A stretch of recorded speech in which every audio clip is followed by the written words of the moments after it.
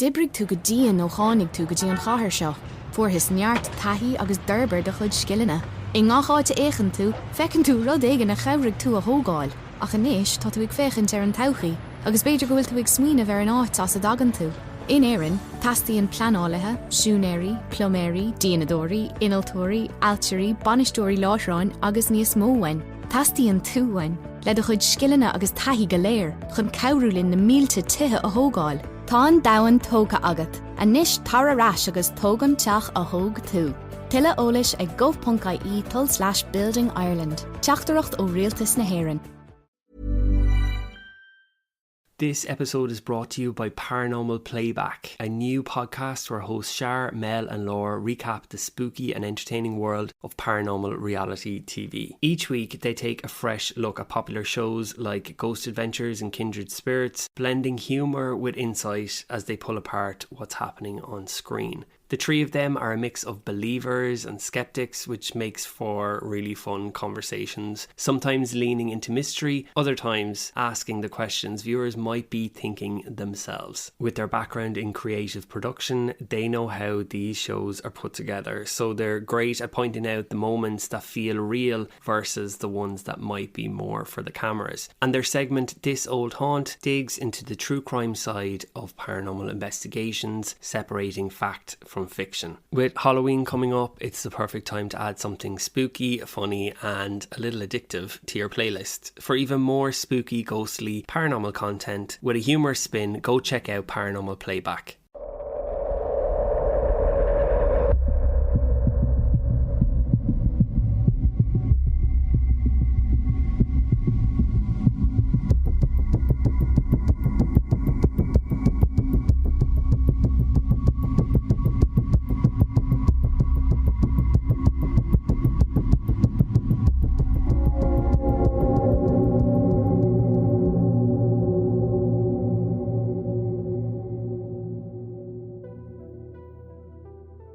Hello listeners, and welcome back to another episode of Scary.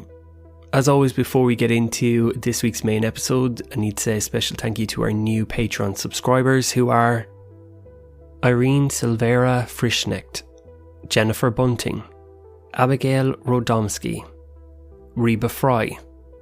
Thank you so much for signing up to the show's Patreon, and if this is something you're interested in, you can find that link in this episode's show notes, or simply go to patreon.com/scaryaparanormalpodcast, where you can gain access to ad-free main episodes as well as exclusive scary episodes as well.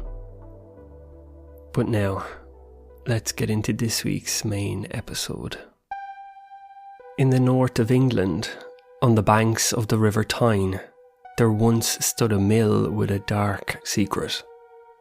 By day it churned out flour with the thundering power of steam. By night, something else awoken within its walls. The year is 1835, and a family living here is about to encounter terrifying phenomena that they can't explain. This is the eerie tale of Willington Mill. Willington Mill was established in the early 19th century near Wallsend, North Tyneside, a pioneering enterprise boasting the Northeast's first steam-powered flour mill. The mill complex included a sizable brick mill building and an adjoining 3-storey miller's house built around 1806. By the 1830s, the mill's operations were run by Joseph Proctor, a devout Quaker businessman who lived in the house with his wife and young children. The Proctors were respectable and deeply religious, known for honesty and level-headedness, which would make the events to come all the more unsettling. Even before the Proctor family moved in, locals whispered that the grounds of Willington Mill harboured shadows of old tragedies. Some spoke of a mill worker named Kitty who died in a gruesome accident, her hair caught in the machinery, and whose ghost was said to linger around the mill. Others told of an old woman rumoured to be a witch who, centuries past, lived on that land and took dark secrets to her grave. There were even hushed rumours of unsolved murders in the old house's early years, but for Joseph Proctor and his kin, in the 1830s, such tales were just that, tall tales. The Unthank family who occupied the house before them had never reported anything amiss, at least not publicly. So as the Proctors settled into their home around 1831, nothing hinted at the nightmare about to unfold. For several years, life at Willington Mill was ordinary. The children's laughter filled the halls, and the grind of the millstones next door underscored the family's daily prayers. But that would soon change. It began subtly. Small sounds and fleeting sensations easy to dismiss. But these occurrences would escalate, testing the family's sanity and faith. The haunting of Willington Mill House was about to announce itself. The previous occupants had boarded up the attic for reasons unknown, but the Proctors, needing space, had it unsealed, unwittingly releasing whatever secrets it held. One night, the children's nursemaid, Mary, paused as she heard an unmistakable sound above her head. Heavy footsteps pacing back and forth in the closed attic room.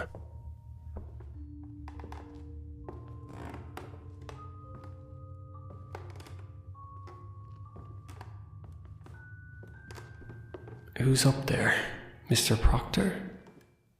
Night after night, the phantom footsteps continued, deliberate, heavy tread as if some unseen figure is pacing endlessly in the dark. Each time, Mary bravely ascends to the attic, lamp in hand, and finds nothing. No intruder, no signs of life. Determined to catch an explanation, Joseph Proctor scatters a layer of meal flour across the attic floor. A simple trap to capture any footsteps. But even as these steps persisted, the next morning no footprints marred the powder. Whatever walked in that attic left no physical trace. The family, puzzled and growing uneasy, began to realise this was no ordinary disturbance, and it was only the beginning. Dawn, a few weeks later, the Proctors have not spoken openly about the attic mystery beyond the household, but the sense of something unseen lingers. On this morning, as the family joins in silent worship, an unexpected sound interrupts their devotion.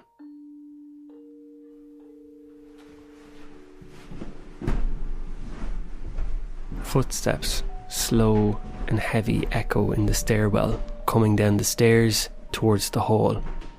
Every face in the parlour lifts in alarm. No visitor is expected at this hour. These steps reach the ground floor and continue boldly along the passage towards the front door. Joseph Proctor leaps to his feet, his heart pounding. "Who goes there?"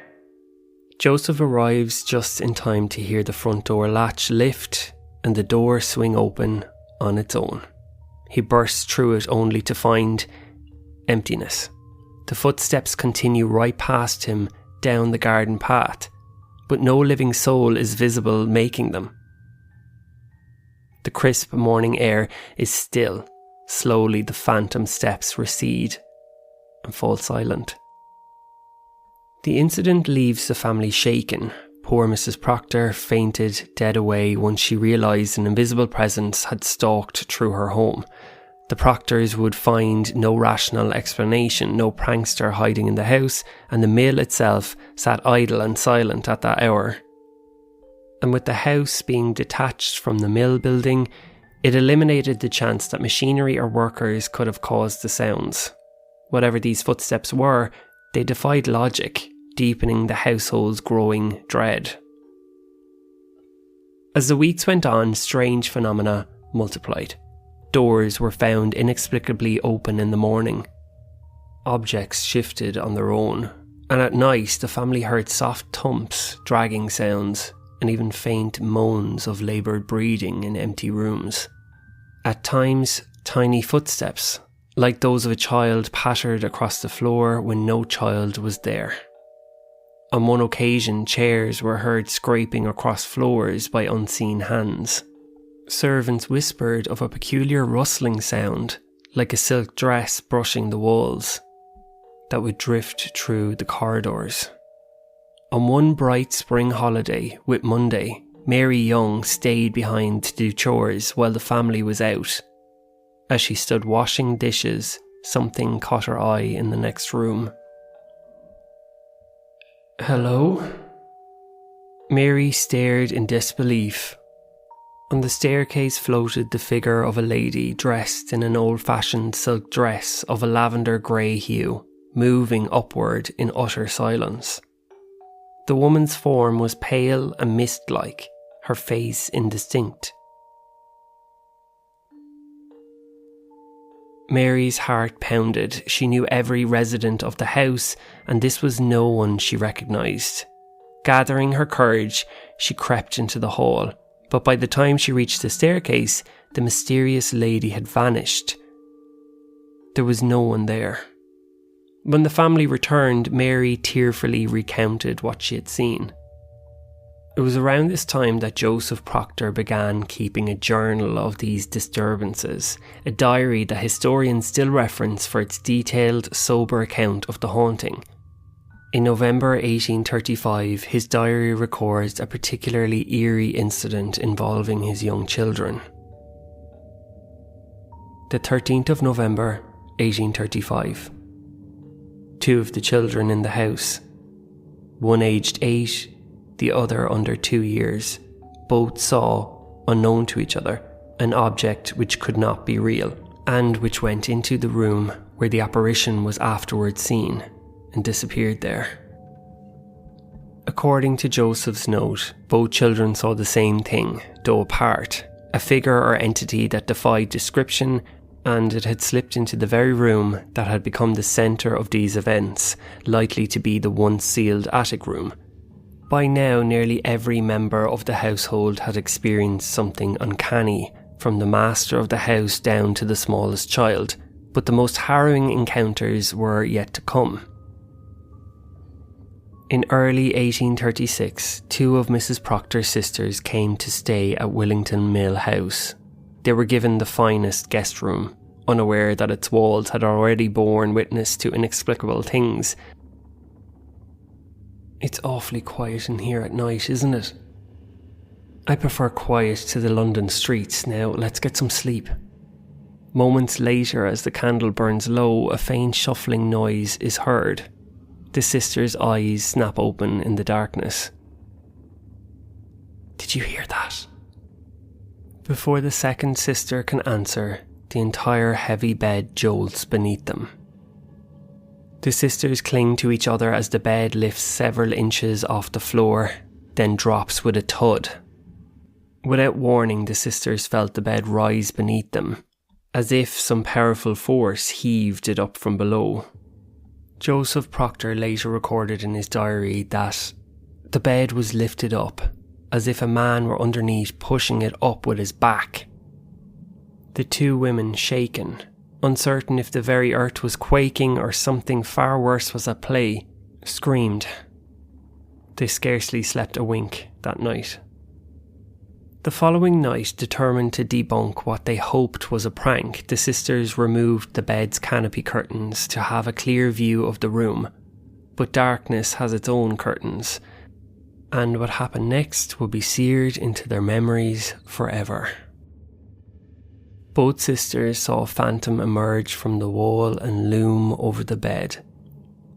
The same female spectre in a grey or lavender gown, now clearly visible and terrifying. One sister would later describe the figure's face as twisted in a grin and her eye sockets disturbingly empty. No eyes, just dark voids where eyes should be. It was as if the apparition stared at them with a hollow gaze, an image so horrific that one sister could scarcely recount it without trembling.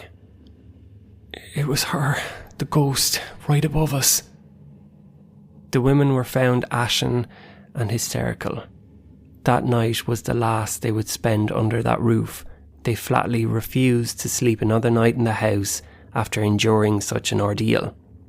Joseph Proctor, equally alarmed for his sister-in-law's safety, promptly sealed off that bedroom, declaring it off limits to all. The family now fully understood whatever haunted this house was not shy about showing itself. By now, word of the strange happenings at Willington Mill had begun to leak into the community. The Proctors themselves remained tight-lipped publicly. As Quakers and respected citizens, they feared ridicule. But servants talk, guests talk. And soon, curious whispers spread through the district. Before long, neighbours started watching the house from the safety of the street at night, wondering if they might glimpse something unearthly. In at least one case, they did. You've worked hard since you arrived in the city, gained loads of experience, developed your skills. Everywhere you look, you see something you helped build. But now, you're looking to the future.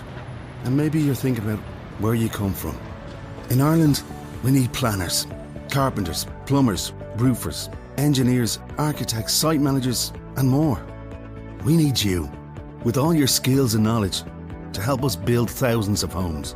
You've built the world. Now come back and build the home that built you. For more information, visit gov.ie/Building Ireland. Brought to you by the Government of Ireland. Hey, I'm Paige DeSorbo, and I'm always thinking about underwear. I'm Hannah Berner, and I'm also thinking about underwear, but I prefer full coverage. I like to call them my granny panties. Actually, I never think about underwear. That's the magic of Tommy John. Same. They're so light and so comfy, and if it's not comfortable, I'm not wearing it. And the bras, soft, supportive, and actually breathable. Yes, Lord knows the girls need to breathe. Also, I need my PJs to breathe and be buttery soft and stretchy enough for my dramatic tossing and turning at night. That's why I live in my Tommy John pajamas. Plus, they're so cute because they fit perfectly. Put yourself on to Tommy John. Upgrade your drawer with Tommy John. Save 25% for a limited time at TommyJohn.com/comfort. See site for details. One evening, a group of 4, among them the mill's foreman and his family, were walking past the darkened house. The Proctors had retired early and the windows were mostly shuttered. But as the neighbours passed by the lane, something peculiar caught their eye upstairs. There, in an attic window that should have been empty, stood a bare-headed man clothed in what looked like a white robe. Visible from the shoulders up, he drifted back and forth in the window, feet level with the window ledge, as if walking on air. The witnesses later described that he was semi-transparent and as bright as a star, diffusing a radiance all around. In stunned silence, they watched this phantom pace for a full 10 minutes, never leaving the window. As they gazed, the glowing figure gradually dimmed and took on a bluish tinge, then slowly faded away from the head downward until nothing remained. The group confirmed that no lantern or trick of light could have produced what they saw. They then realised they had witnessed the now infamous apparition themselves. In the following days, their story spread, lending even more credibility to the haunting. Locals even gave this spectral figure a nickname, Old Geoffrey. In Northumbrian folklore, Old Geoffrey had been the name of a mischievous poltergeist in the Wesley family's tales, and the villagers of Willington borrowed it for the phantom in the window. But who was he? Some speculated he might have been the restless spirit of a priest or missionary murdered on that very site during the house's construction decades earlier, one of the dark rumours that clung to Willington's past. Others wondered if Old Geoffrey had some unfinished business with the grey lady of the house. In fact, years later, a clairvoyant would claim that the female ghost desperately sought to confess a terrible crime she committed, but the phantom clergyman refused to hear her confession, thus binding both spirits in internal conflict. It was a fanciful explanation, perhaps, but in a haunting this perplexing, No theory seemed too far-fetched. Despite mounting local interest, Joseph Proctor remained sceptical at heart. He hadn't yet seen a ghost with his own eyes, and he was looking for rational causes. Perhaps the house had hidden air currents or structural quirks amplifying sounds. To that end, he and his relatives continued to monitor and investigate every incident. On one occasion, Mrs. Proctor's brother, a stout-hearted gentleman, got closer to the phenomenon than he would have liked. He heard heavy footsteps trudging up the stairs, each step accompanied by a resonant knock on the railing. It was as if a cane or heavy stick struck it in time with the ascent. The sounds approached his door, yet when it flung open, the landing lay empty. As he poked his head out, the noise resumed, but now from below, as if the invisible intruder had coolly turned around and begun descending the stairs again. He could hear the thud of unseen footsteps going down, the rhythmic knock, knock, knock on the banister echoing through the stairwell. Yet again, his eyes met only darkness and emptiness. No shape, no shadow, just a persistent sound of an invisible walker. Frustrated and a little frightened, he alerted Joseph Proctor. Together they conducted a thorough search of the house, from the loft to the cellars, looking for any sign of a prankster or rational source. They found no one and nothing out of place. There was no secret passages, no hidden hiding spots. The house offered no cover for a human culprit. The eerie knocking footsteps remained unexplained. Joseph's brother-in-law, initially a self-professed skeptic, not likely to be duped by tricks, was now at a loss. By 1840, the strange events at Willington Mill had become impossible to contain. Neighbours had witnessed apparitions, servants had talked, and the story of the haunted mill house made its way into local gossip. The tale eventually reached a man by the name of Edward Drury, a young surgeon from Sunderland with a keen interest in the paranormal. Drury was a rational man and a follower of the Methodist founder John Weasley's writings on supernatural encounters. Intrigued and sceptical, he wrote to John Proctor offering to spend the night at the house to investigate and get to the bottom of the rumours. Proctor, though hesitant to fan the flames of publicity, agreed to the vigil, perhaps hoping an outside observer could either debunk the phenomena or validate his family's experiences. He cautioned Drury that the activity was unpredictable and sporadic at best. Undeterred, Drury prepared for what might be England's first documented ghost hunt. On a summer evening, Drury and his friend Thomas Hudson came to the Willington Mill for a much anticipated midnight vigil. Joseph Proctor greeted them at the door. Unwilling to leave anything to chance or trickery, the two investigators methodically searched every room, every cupboard and cranny of the house before nightfall. Satisfied that no one else was hiding inside, they locked all doors and windows. The only people present that night were Drury, Hudson, Joseph Proctor, and one trusted servant. And Proctor and the servant retired to distant rooms, leaving the investigators alone on the most haunted floor. The men took up their post on the third-storey landing right in the heart of the reported activity, near the attic and the sealed bedroom, the perfect vantage point. If ghosts roamed here, they would face them head-on. The men were admittedly on edge, yet determined to approach this scientifically. Drury even admitted that he had secretly come armed with a pair of pistols, initially suspecting a human prankster might try to scare him. But after meeting Proctor and sensing the man's genuine concern, Drury left the guns unloaded. He would rely on his wits and senses alone. 10:12. The witching hour approaches, and at first nothing stirs. Then, just as the two men begin to relax, it starts.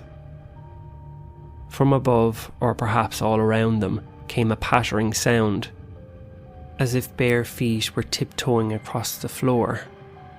Dozens of them at once. Drury and Hudson looked at each other in puzzlement. The sound was uncanny, as if a crowd of invisible people were dancing right in front of them. They couldn't pinpoint its source. It seemed to echo through the very timbers of the house. Moments later, a new noise joined, knocking, as if invisible knuckles rapped on the floorboards at their feet. Hudson nearly jumped from his feet, scanning the floorboards illuminated by their candle. There was nothing but still air. The knocking was immediately followed by a distinct, hollow cough, coming from the direction of the dark attic room at the end of the hall. That cough, it came from inside that room. The men braced themselves, hearts thudding. They knew that no living person was supposed to be in the attic. It seemed that some unseen resident had cleared its throat, announcing its presence. Yet after that, an eerie lull fell. Several minutes passed in silence. Midnight came and went. Hudson, less enthusiastic about the paranormal, began to grow tired. By 12:45 a.m, his eyelids were drooping. Drury, however, refused to succumb to fatigue. He later wrote a detailed letter to Joseph Proctor describing exactly what transpired. Here, in his own words, is what happened next. I took up a note which I had accidentally dropped and began to read it, after which I took out my watch to ascertain the time, and found it wanted 10 minutes to 1.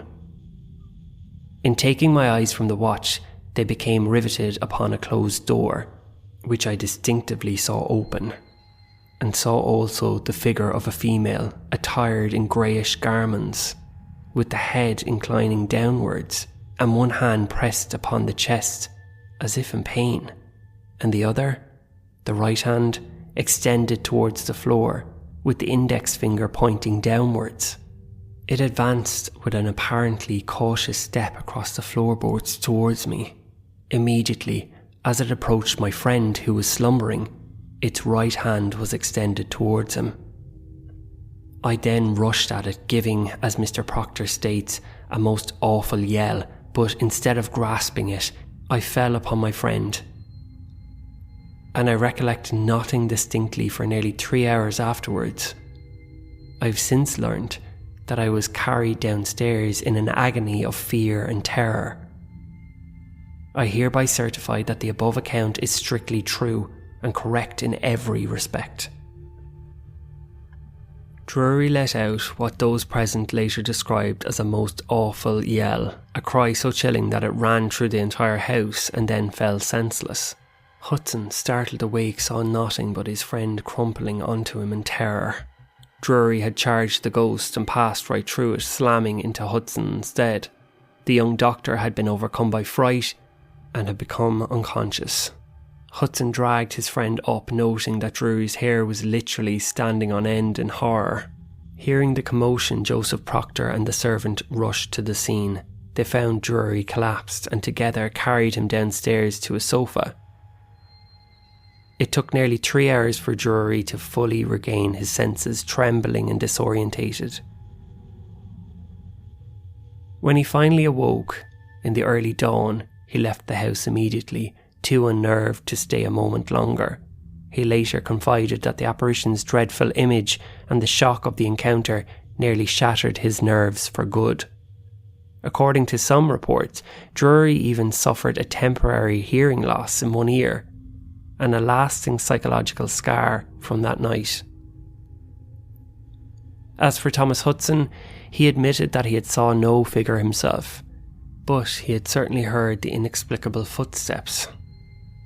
Hudson had been brought along specifically to ensure any phenomena was genuine. In fact, his employer back in North Shields had tasked him to accompany Drury to see that he doesn't come back with a cock and bull story. That night's events, documented in Drury's own letter and witnessed by the respectable men, became one of the most famous early ghost investigations on record. In Joseph Proctor's view, the results were definitive. Afterwards, he stated that Drury's experience, combined with the numerous accounts from his family, convinced him that the story of the supernatural appearance in the house was founded on fact. Even Proctor, who never personally saw the ghost, could no longer doubt that some unearthly presence haunted his home. News of the dramatic midnight vigil spread quickly. By 1842, an anonymous pamphlet titled Authentic Account of a Visit to the Haunted House at Willington near Castle-upon-Tyne was published. It detailed Drury and Hudson's vigil along with other witness statements. The author noted, I have about 30 witnesses to various things which cannot be satisfactorily accounted for, on any principle other than spiritual agency. The haunting of Willington had moved from whispered legend to public fascination. After the Drurys' terrifying encounter, you might think that the haunting would subside, as if whatever spectre lurked there had made its point. But the strange activities at Willington Mill House continued, sometimes changing form, but never truly ceasing. If anything, the phenomena became more bizarre, as if the resident spirits were trying every possible way to make their presence known. Over the next few years, from 1841 to 1847, the Proctor children and visitors reported sightings that went beyond human apparitions. The encounters suggested that multiple entities haunted the house, not only human spirits, but possibly ghostly animals as well. The Proctor's toddler son, Edmund, barely 2 years old, gave one of the first such reports. The toddler claimed he saw a funny cat in the house. No physical cat was ever found indoors, and the Proctors did not own one. Yet the child Edmund remained so convinced that he spent the rest of that day looking under chairs for the mysterious cat he swore he had seen. A few nights later, the little boy awoke crying, saying he had heard something jump down from a chair in his room, like an animal might. Again, nothing was discovered, but the child's fear was real. Not long after, Edmund's older brother, 8-year-old Joseph Jr., was playing with his siblings when he suddenly yelped in a fright. He insisted that he saw a monkey, a small grey monkey, scamper across the nursery and tug on his shoe before vanishing. The idea seemed absurd, no such animal could be in the house, yet the boy was adamant. The family was baffled and concerned. Were these just children's imaginations running wild from the ghost stories that they'd overheard? Or were these entities in the house truly taking on animal shapes to toy with them? But then an adult saw something strange. Thomas Davison, a family friend courting the maid Mary Young, came by one evening to call on her. Outside the house, he saw a stray cat and gave it a light kick to shoo it away, only to have his foot pass right through the cat as if it were made of air. The phantom cat vanished into the night, leaving the young man thoroughly spooked. Everyone involved agreed that these creatures were not flesh and blood. Meanwhile, the more traditional ghostly appearances also persisted. One of the Proctor's daughters awoke her parents with a blood-chilling report. She had seen a strange woman sitting at the foot of her mother's bed in the dark, and horrifyingly, the silent woman had no eyes in her face. Another son confided that on one night he saw a tall, unknown man quietly enter his bedroom, raise the sash of the window as if to climb out, and then simply faded away into the night.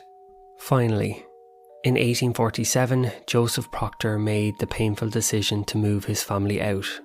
After 11 to 12 years of haunting, the Proctors admitted defeat and left their beloved home behind. In the summer of 1847, the Proctors shut the door of Willington Mill House for the last time. They had literally prayed for deliverance, and in the end the only answer was to leave. The saga of the Willington Mill haunting did not end with the Proctors' departure. Locals continued to report strange sights around the old mill and house. In fact, the very next family to move in, the Mann family, lasted only a short while before fleeing, claiming the supernatural activity made the house uninhabitable. Over the years, the once grand residence was carved up into tenement flats for labourers, and eventually it deteriorated into a slum building. But even then, the ghostly reputation persisted. Residents in those cramped flats would swap stories of odd noises and apparitions that still walked the halls, though occurrences were said to be less frequent than before. By 1890, Willington's steam mill had long ceased operation. The mill closed in 1865, and the haunted house, by then in ruins, was finally torn down before the turn of the century. You might think that by destroying it, the structure would lay the ghosts to rest, but tales of eerie encounters carried on at the site.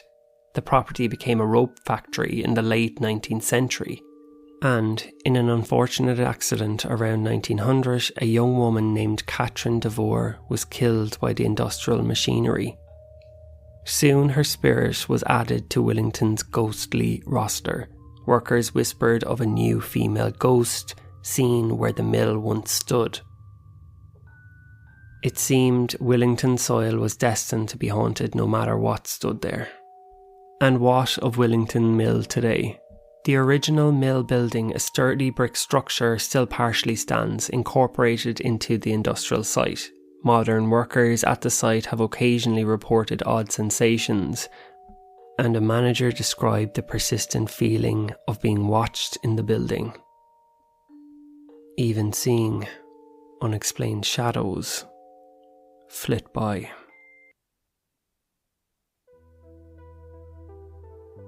Thank you for listening to this week's episode. I hope you enjoyed that paranormal case. I find it quite fascinating. All the links you need are in the episode show notes, and as always, also a huge thank you to all your wonderful reviews that I see coming in each week. Thank you, thank you, thank you, thank you, thank you. And if you enjoy the show, don't forget to hit that follow button so you don't miss any future episodes. Have a great week and join me next time for another episode of Scary.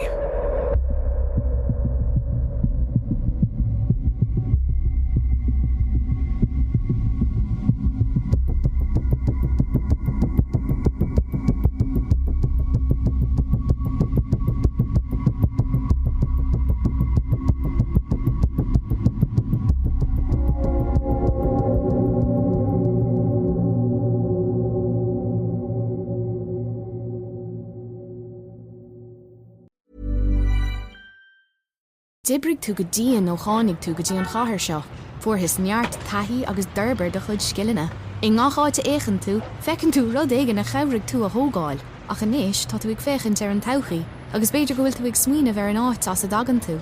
In éireann, tastaíonn pleanálathe, siúnéirí, ploméirí, díanadóirí, inaltóirí, altíirí, banistóirí láithreáin agus níos móhain. Tastaíonn túhain, le do chud scileanna agus taithí go léir, chun cabhrúlinn na mílte tithe a thógáil. Tá an dahan tóga agat, a níos tar arás agus tógan teach a thóg tú. Tuile eolais ag gov.ie/Building Ireland. Teachtareacht ó rialtas na hÉireann. Hey, I'm Paige DeSorbo, and I'm always thinking about underwear. I'm Hannah Berner, and I'm also thinking about underwear, but I prefer full coverage. I like to call them my granny panties. Actually, I never think about underwear. That's the magic of Tommy John.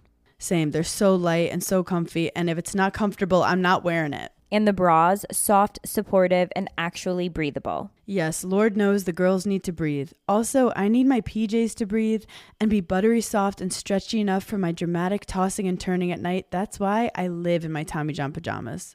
Plus, they're so cute because they fit perfectly. Put yourself on to Tommy John. Upgrade your drawer with Tommy John. Save 25% for a limited time at TommyJohn.com/comfort. See site for details.